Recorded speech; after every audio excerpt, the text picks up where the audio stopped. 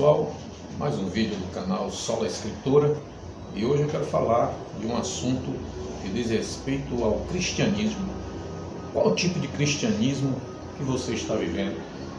Me chamou a atenção esta semana, eu estava vendo algumas postagens a respeito de alguns comentários que fizeram sobre o estado de saúde do Paulo Gustavo, aquele humorista, um artista que está internado tratando desta doença que tem assolado muitas vidas do planeta.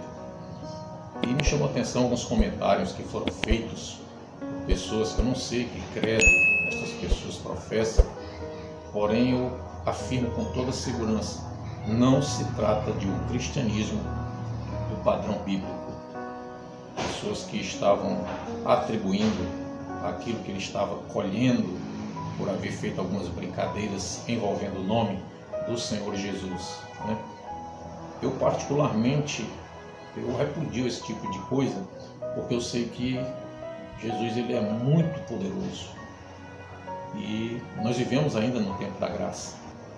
Infelizmente existe no meio evangélico uma tendência a se colocar qualquer sofrimento que as pessoas atravessam como castigo de Deus, como recompensa, quando Deus está castigando. Agora deixa eu te fazer uma pergunta. Eu conheci pessoas cristãs que já faleceram por conta dessa doença. Você pode dizer também que elas foram castigadas por Deus? Pastores que já também, infelizmente, faleceram por conta desta doença. Você pode dizer que foi um castigo de Deus na vida deles? Eu acho que nós precisamos rever os nossos conceitos, certo? Rever nossos posicionamentos, ler mais a Escritura. O objetivo desse canal é justamente despertar as pessoas para lerem mais a Bíblia Sagrada, não tirarem conclusões a partir dos seus achismos, certo? Nunca diga, irmão, bem feito. Isto é uma declaração de satisfação com o sofrimento do outro. Se você ler o livro do profeta Ezequiel, no capítulo 25, você vai encontrar uma sentença de Deus contra duas nações, co-irmãs de Israel, Amonitas e Moabitas, que eram descendentes de Ló, sobrinho de Abraão, justamente pelo uso desta palavra bem feito, referindo-se a uma situação que envolvia Israel. Israel estava passando por uma situação difícil. E essas duas nações, mais uma vez eu te sugiro, leia esse capítulo 25 de Ezequiel, certo? Irmão, mas isso é texto do Antigo Testamento. Eu quero te lembrar que tudo quanto anteriormente foi escrito para o nosso ensino, certo? O apóstolo Paulo ele afirma em Romanos capítulo 15, verso 4, não vamos desprezar as Escrituras, nós temos muito que aprender na leitura das Escrituras. Infelizmente, no meio evangélico, a leitura das Escrituras ela não tem sido uma prática constante. A palavra de Deus ela tem sido desprezada, ela tem sido colocada em segundo plano. Eu quero dizer uma coisa para você, quando nós dizemos assim, bem feito, isso é uma expressão indicativa de satisfação maldosa com o sofrimento alheio, é alegrar-se com este sofrimento. Isso não agrada nem um pouco a Deus. Eu estava conversando esta semana com um amigo e um irmão, um grande amigo, Samuel, e era justamente sobre isso, E ele me falava que quando da morte de Stephen Hawking, esse é um grande físico britânico e um cosmólogo também, quando ele faleceu, esse homem era ateu. Quando ele faleceu, ele estava me dizendo que ficou chocado com comentários de pastores conhecidos dele, que colocaram que finalmente Stephen Hawking acredita em Deus. KKKKK. Zombando, irmãos? Querido, você sabe qual é o destino, segundo as Escrituras, de uma pessoa que morre nessa situação? Um ateu, confesso, e que professa ser ateu, não acreditar em Deus, rejeitar totalmente a Deus. Você sabe qual é o destino eterno de uma pessoa dessa? A Escritura Sagrada nos mostra, nos revela Você acha que isso é motivo de alegria, de brincadeiras ou de piadas? Quando a própria Bíblia afirma que Deus ele não tem prazer na morte do ímpio, antes que ele se arrependa e se converta, o próprio Deus ele afirma isso. E você acha que isso é motivo de brincadeira, motivo de piada? Eu tenho orado pela vida desse rapaz, esse Paulo Gustavo. Eu tenho solicitado a Deus que, se for da vontade dele, ele entre com providência de cura na vida dele. Porque eu não sei quais são os planos de Deus para a vida de ninguém. Mas ele sabe. E se ele tiver planos na vida dessa pessoa, ele vai reverter esse quadro. Essa é a nossa obrigação. É orarmos, vivermos o cristianismo. Eu lembro da parábola do bom samaritano que o Senhor Jesus Cristo contou, né? Que o homem descia de Jerusalém, aquele homem caiu nas mãos de salteadores, que o espancaram, roubaram e o deixaram caído na estrada. E aí Jesus Cristo vai e diz que passa um sacerdote por aquele lugar e olhando aquele homem, desvia e passa ao largo, passa por longe. Semelhantemente, um levita passa também, tem a mesma atitude.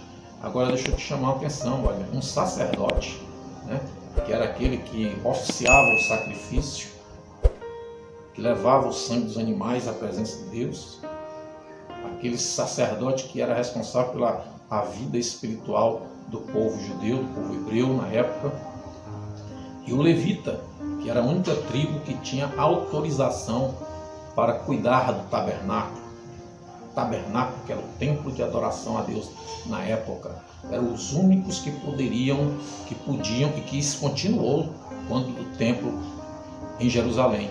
Eram os únicos que podiam manusear todos os instrumentos, né? Todos os utensílios do templo, os únicos que eram responsáveis pela adoração em Israel. Os dois passaram de longe, mostrando o quanto a religiosidade é perniciosa, é danosa. Mas aí passa um samaritano. E os samaritanos e os judeus, israelitas, não se dão, são inimigos. O samaritano era considerado pelos povos judeus como cães, né? Como porcos, como imundos. Mas o samaritano, ele vê o homem caído, e aí Jesus diz que ele se move de uma íntima compaixão, vendo o estado daquele homem, e o socorre, leva a uma hospedaria, paga as despesas, e diz para o dono daquela hospedaria: cuida dele, que quando eu voltar, se você tiver gasto alguma coisa a mais, eu vou restituir. Aí Jesus vai e pergunta: quem foi o próximo? Quem foi o próximo daquele homem? O sacerdote, o levita ou o samaritano, que era seu inimigo, ou que era tido como inimigo? Isso é para nós pensarmos antes de nós proferirmos qualquer palavra de juízo contra as pessoas, né? Aquele homem estava lá caído e o samaritano se compadeceu dele. Poderia passar por longe, né, irmãos? Como fez o sacerdote, o levita. Mas não, ele foi lá e socorreu. Você já parou para pensar? Quando o teu inimigo estiver em uma situação de dificuldade, você vai dizer: bem feito, é merecido. Esse é o cristianismo que você vive? Esse é o cristianismo que você tem aprendido? Esse não é o cristianismo bíblico. Esse não é o cristianismo ensinado pelo Senhor Jesus. Ele é o maior exemplo de alguém que amou as pessoas. Judas, ele recebeu de Jesus um pão molhado no vinho no momento em que ele estava tramando, arquitetando a traição ao Senhor Jesus. O pão é símbolo da vida, o vinho é símbolo da alegria, simboliza que Jesus estava dando a ele a alegria e a vida. E deixa eu te falar uma coisa: no Oriente, quando o anfitrião ele pegava o pão, olhava no vinho, dava a uma pessoa, aquilo ali era símbolo de honra. Jesus estava honrando Judas, mesmo sabendo que ele era o traidor, mesmo sabendo que ele iria traí-lo. Jesus honrou Judas. Em nenhum momento Jesus deixou de amá-lo. Você sabe por quê, gente? Porque Jesus, ele estava vislumbrando, ele estava vendo o mal que Judas estava fazendo para si próprio, não era para Jesus, ele estava fazendo o mal para si próprio. Então ele era alguém que merecia compaixão, era alvo de compaixão, merecedor de compaixão. E quantas vezes nós fazemos coisas também que aos olhos do Senhor são más, mas Ele também olha para nós com um olhar de misericórdia. Infelizmente nós temos um péssimo hábito de querer juízo e condenação para as pessoas. Nós não vivemos o amor de Deus no nosso dia a dia. Infelizmente, esse é o grande mal da igreja atual. Você quer ver outro símbolo? Jesus lá no Getsêmani. Judas chega trazendo os soldados para prender Jesus. Está lá em Mateus 26:50. Jesus chega para ele, depois que ele beija Jesus, que esse era o sinal para que as pessoas distinguissem quem era Jesus. Aquele a quem eu beijar é esse, pode prender. Jesus chega para ele e diz: amigo, para que vieste? Amigo, para que vieste? Jesus amou a Judas em todos os momentos, e nós não conseguimos amar alguém que nós nem conhecemos pessoalmente, pelo simples fato dele ter feito uma piada. Irmão, você acha que isso é pouco? Irmão, não estou aqui para julgar ninguém. Jesus é o justo juiz. No momento certo, Ele irá julgar a todos. Mas enquanto não chegar o momento de Jesus julgar as pessoas, nós estamos no tempo da graça. Tito, ele diz que a graça de Deus se manifestou, trazendo salvação a todos os homens. Quem sou eu então para condenar alguém?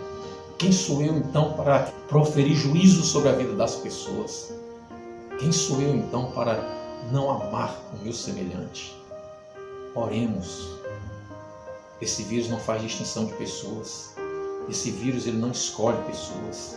Quem está falando aqui é alguém que já passou por isso. É alguém que já esteve na UTI.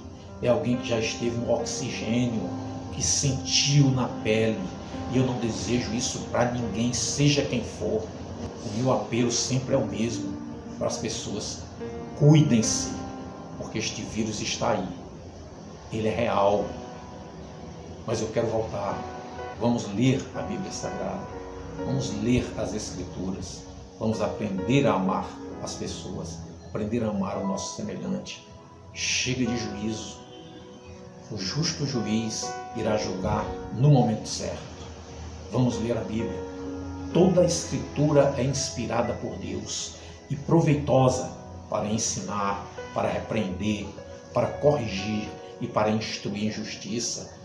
Paulo escreve isso em 2 Timóteo capítulo 3, versículo 16. Ou seja, a Bíblia nos ensina a maneira correta de viver.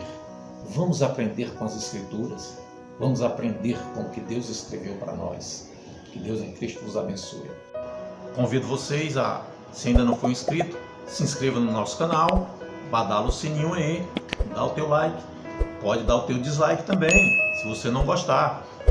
E dê a sua opinião, favorável ou não, comenta, é muito importante para nós. Eu e a minha equipe estamos aqui de braços abertos para ouvir também a tua sugestão. Coloca lá nos comentários que assunto você gostaria que nós trouxéssemos em outros vídeos que nós iremos produzir e trazer para vocês, ok? Valeu, um abraço!